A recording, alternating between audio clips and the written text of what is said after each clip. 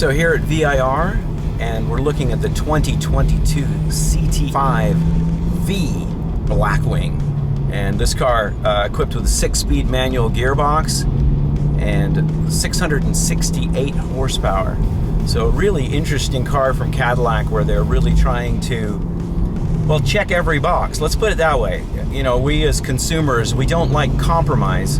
We like our cars to be, you know, jack of all trades, master of all trades. We don't necessarily care to understand that, oh, if I make it a great performance car, I'm really going to compromise its ability to be a luxury car. We're like, hey, I'm paying my money for this car. You do both. That's what I want.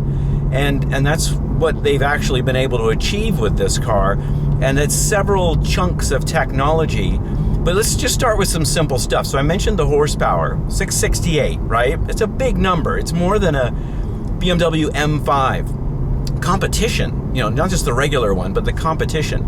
It's more horsepower than really just about anything short of looking at a Hellcat or something along those lines.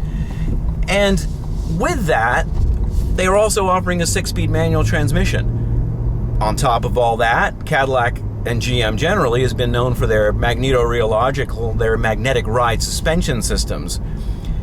They also have a very good 10-speed automatic that's available too.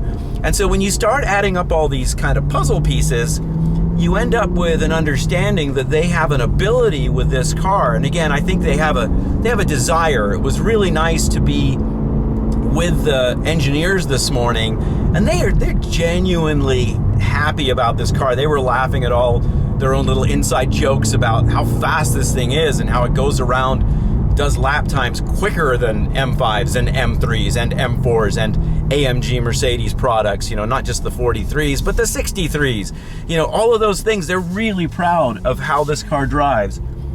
And you know what? They should be. This thing's bonkers. I mean, look at that horsepower. It just goes and goes. And it then, though, magnetic ride suspension, right? Put it in touring mode. And all of a sudden, this thing just rolls along like a Cadillac. It has a nice, smooth ride, and you're basically none the wiser. You could have your mother-in-law in the car, and she wouldn't realize, like, you know, it's like, oh, what a responsible young man married my daughter, not realizing what's lurking a button push or a throttle push away in this car. So that's kind of the fun part about it. It's the duality. And if you think about like how expensive cars have come, this thing can end up being optioned out $125,000. That is a big chunk of money. And the thing is, though, it's like, what are you getting for that? You're getting a car that represents, at the very minimum, 2 different very good cars in the past. So I guess it can cost twice as much as a normal car, right? Because you're literally getting 2 cars. You've got, you know, this Jekyll and Hyde thing happening where they've done such a good job with the technology they have of being able to mask all of it, that they're able to give you this performance vehicle on the one hand that can do a 24-hour racetrack test and come away with brakes working, just putting gas in the car, right? They can do that, and at the same time, it's a car, again, that'll pass the mother-in-law test.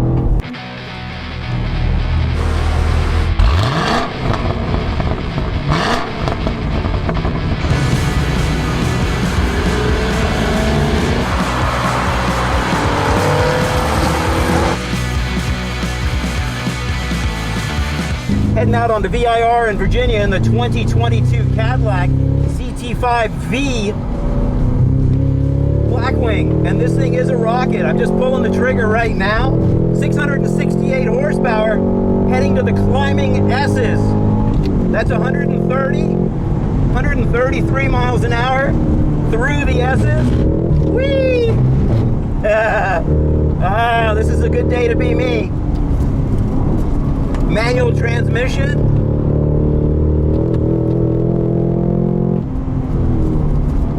Coming up to the Oak Tree corner. And the thing I notice about this car is that magneto-rheological suspension does a great job of keeping the platform nice and solid.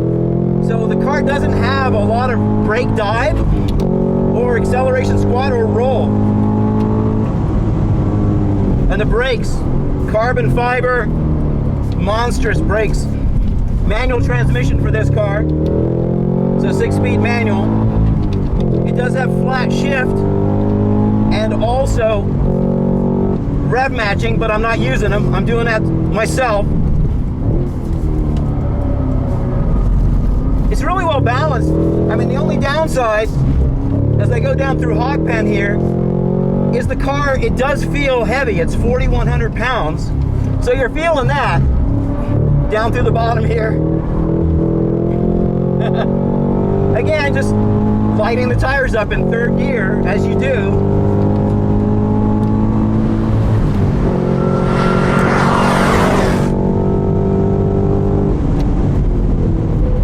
About 152 miles an hour there on the pit straight,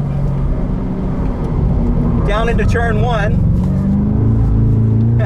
I think my rear tires are getting a little hot. Remember, this is a supercharged engine, so it makes a lot of torque right away, as opposed to the 4, which basically has a twin turbo engine. And so with that one, you're feeling definitely more of the throttle lag. And the supercharged big 6.2 liter has just instant throttle response.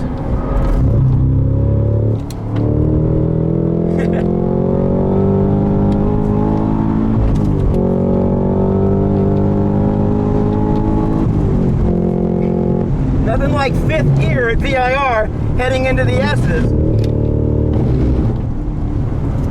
Still, the slowest point in the S's was 130 miles an hour. And a street car, a big street car. 102 on the exit there, and then slowing way down, getting it pointed for Oak Tree. That's not there anymore.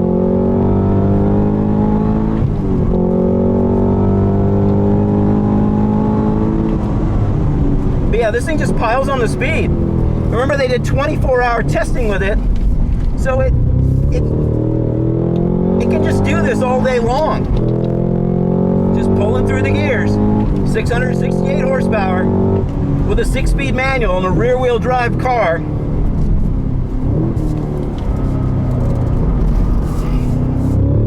Does nice little rotations going into the corners.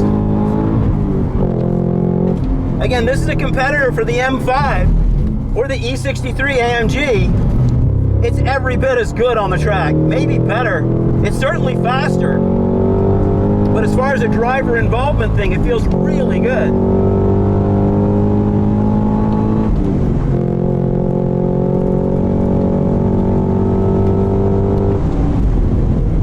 The brakes are fantastic. Again, 4,300 pounds, fully loaded up with me in it. Chasing the rear as I do.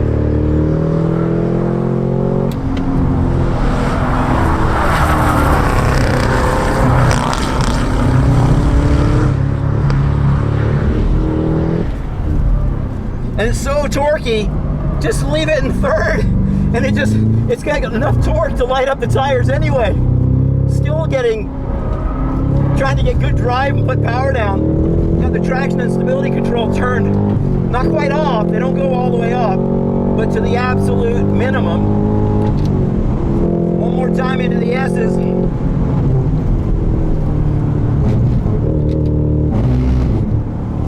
Gotta line that up so well through there, it's so satisfying.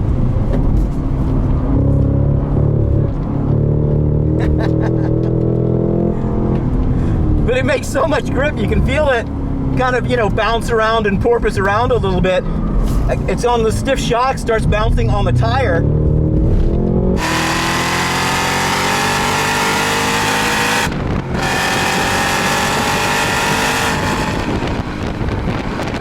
But there you go.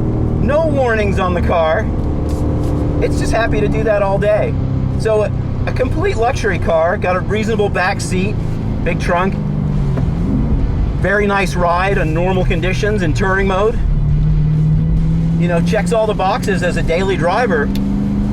Bring it out on the track, hammer on it like it were a Porsche GT3. It's happy. Feels good doing it, and it does it well, and it's got the lap times that support that. So everything on the car is super adjustable, from the brakes to the steering, the accelerator response, the ride quality. All of those have a separate setting. You can go into individual modes, you can go and just follow the actual modes, and it just gives this car this flexibility. And I know I kind of keep going on and on about that, but the point to it all is the range of that flexibility is kind of insane, because remember, it's all attached to a brand new Michelin Pilot 4S specifically built for this. That's a 275 in the front and a 305 in the back. Very specifically, it's what they were looking for with this car, because as we suggested, they're suggesting this is the last one. Like, they're not going to build another internal combustion engine car that has all these things. So you might think a 4,100 pound Cadillac is kind of heavy, but remember, the electric version that has the same performance is going to be even heavier still. And so this is going to be for going point to point across the country as quickly as you can, or ripping around a racetrack for 24 hours.